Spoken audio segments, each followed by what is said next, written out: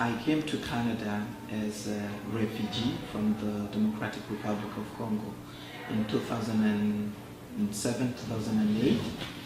And I came through Windsor, went straight to Calgary. The stories about Calgary booming, the oil was booming at that time, jobs were easy to find. And my cousin really told me that if you go there, you will find jobs very well, very easily, and you'll be able to get into the medical system fast. You will learn English, you'll be bilingual, it's really a plus.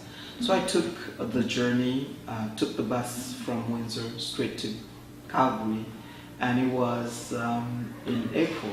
It's still cold. I mean, it was a little warmer over here, but 3 days on the bus, didn't know anybody, went through Canada from east to west, arrived in to west. Yeah, it was really rough.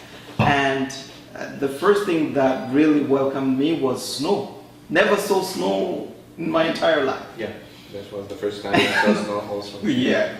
So I got there, stayed at the hotel for a few days, ran out of money. Fortunately, I went into the social assistance and I started looking for work in the medical field. Realized that there was no way I could get in.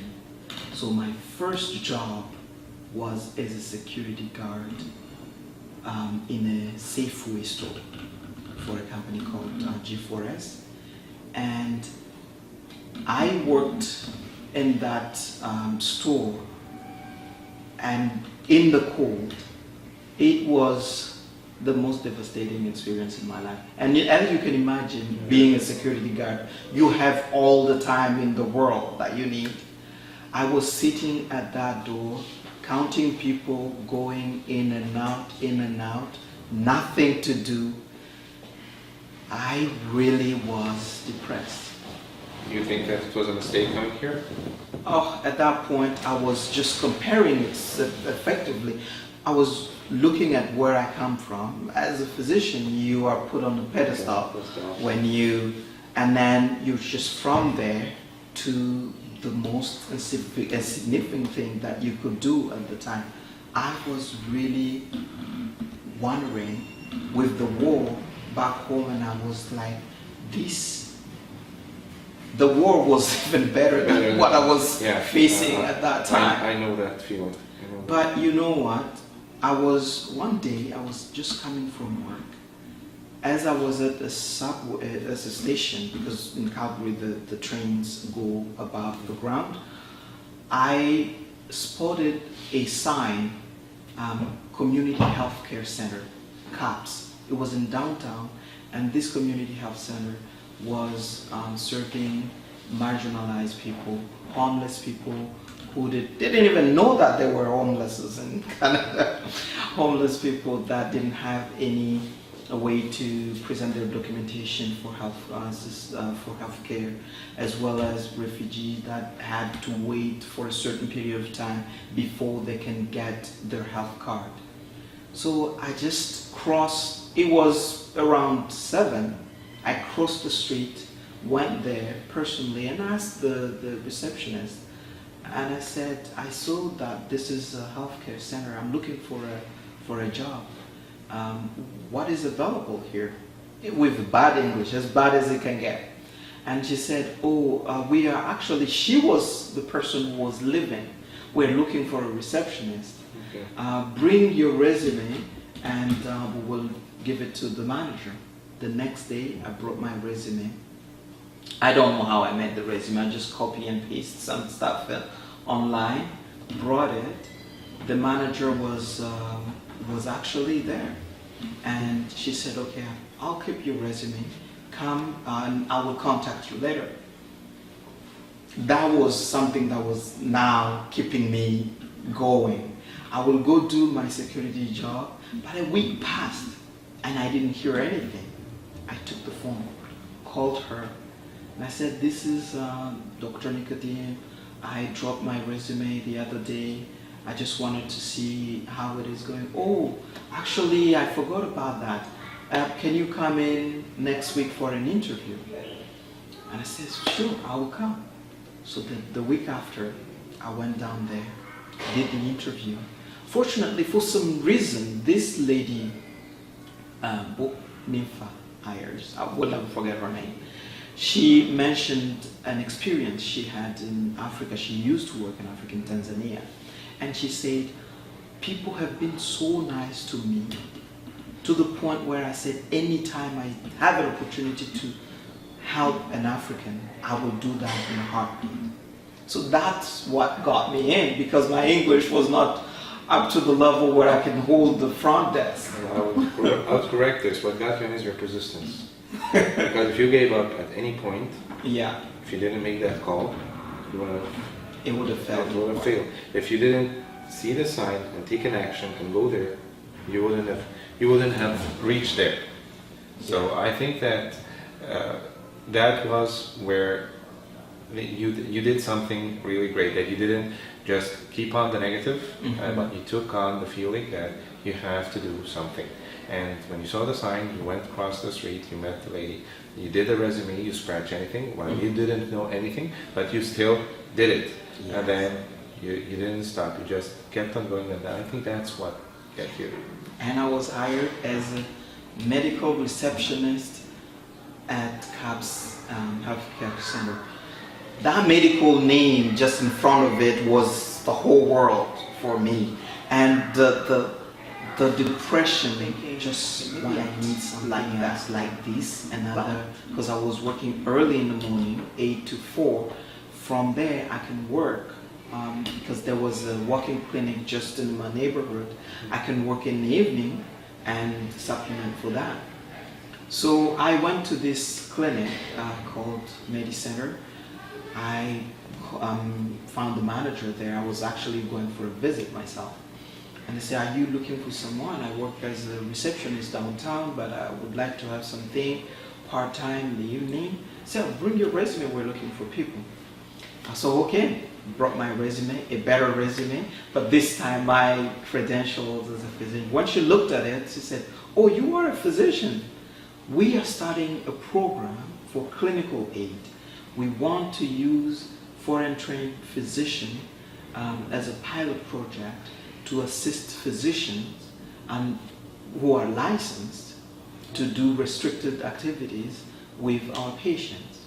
Let's try that.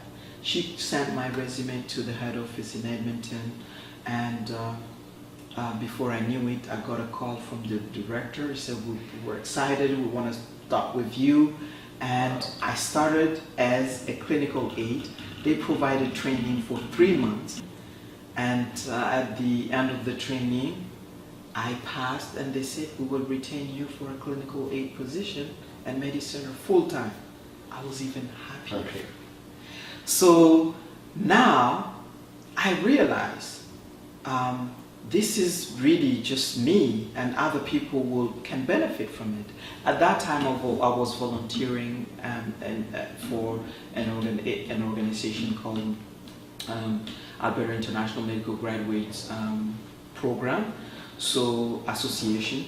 So what I did is I sent out an email to other IMGs to say, you know, if you guys are interested in doing clinical work under supervision, send me your resume and I will submit that to the director. He himself mentioned that, and you should see the flood of resumes that they've received. They only had 10 clinics in Calgary, but the amount of resume was just, everybody was in need. That was something that people needed. But there was no position to hold 100 people. But again, as you mentioned, it was the fact that I pursued something that made that opportunity available. Yes. Again. So now I was thinking out of the box, and I said, okay, if the MediCenter can only provide 10 positions, but there are countless of clinics in Calgary, what I can do, I can set up a business whereas I will be the voice to kind of negotiate these kind of positions for other IMGs. That's how I started a business called Blue Sky Staffing Network. For Amazing, just because just keeping the word that always I find that's obstacle, and a lot of my friends found it is the Canadian experience. Whenever you go to apply to a place, do you have the Canadian experience? You don't have. No. So, okay, will you give me an opportunity to volunteer? Try me. No, sorry, you don't have the Canadian experience. Yeah. You go to apply to another place, do you have the Canadian experience? No. So you keep on applying, but you don't have. So doing the volunteering thing is really, really very nice, and I think that broke an ice, a huge iceberg, and helping you going from one sector to another.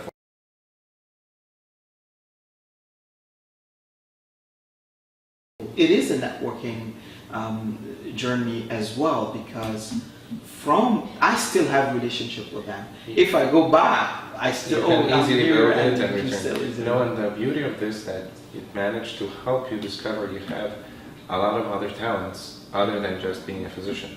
So you know that you can manage, and you did that with the clinics. You know that you can interact, although you had a language barrier, but you still managed to break it. And right now, I would not say that you're not an English-speaking person. Thank you. So I think that this experience that made you cross beyond the barriers that you have, discover more about what you can actually do, not just what you think you can do. And that's one of the problems that I faced, and I'm sure a lot of people face, that when you come you think that you just are a physician, you can't do anything else.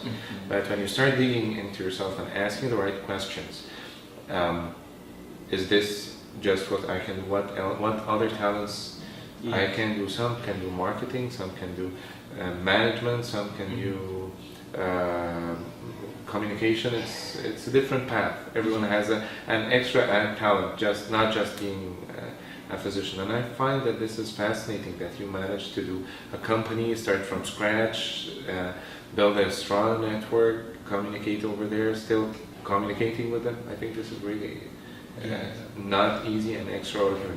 Thank you. And that is really true, because when you think of yourself as a physician only, then it really clouds everything that you may see presented in front of you. And when I came to Toronto, I had high hopes as well, but I've been through worse. It was less depressing when when I had to work because in Toronto, this is the financial capital of the country, and the first job that I got was in the financial sector. I started with Walmart, MasterCard, moved to Moneris from there, went to TD Bank, and all those jobs, as I was moving, I knew something, it's not my place, but at the same time I've cultivated this mindset, whereas I don't see myself as a physician only. I have other skills that I can use to support myself, but it is not utilized. I continue to look at opportunities in the medical sector, but something that was close to that was in the pharmaceutical industry. So I got a position as a health services case manager for McKesson, and that position really helped to put my foot in the medical field, so to speak, in Ontario. But Community Matters had launched a project, they called it Job Club at the time, but this was really designed for foreign trained healthcare professionals. So they kind of knew what I did in Alberta through sharing my experience and thing, and they were interested. Say, we are running this program for foreign trained healthcare professionals. Why don't you come on board and just try it out and see how it is? So actually I said, you know what, 10 weeks is not such a big deal, and it is a learning experience. That's how I looked at it.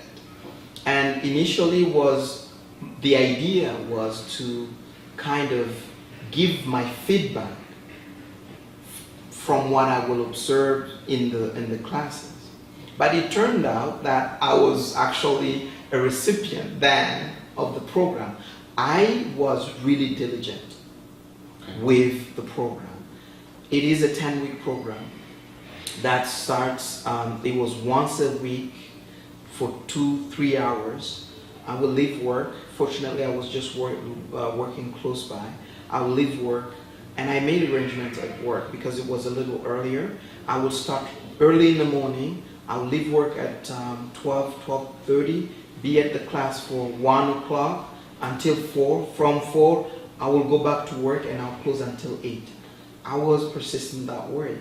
And I was applying every single assignment that was given, every single technique that was given. But what struck me the most was the environment within which we were working. Other people, like-minded people, sharing our experiences, sharing what we can improve.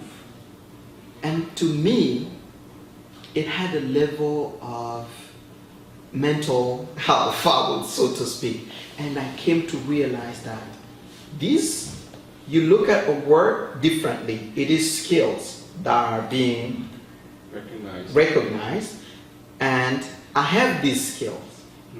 And I can do better in this position with these skills. My resume changed because now I have a skill-based resume rather than the general resume that starts with the generic words and things.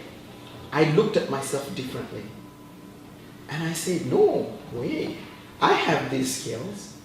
Now I was applying, and the assignments were that we will apply to actual jobs. And I would negotiate what is the best solution or the best outcome for myself, because I know that I have the skills. It's really supply and demand.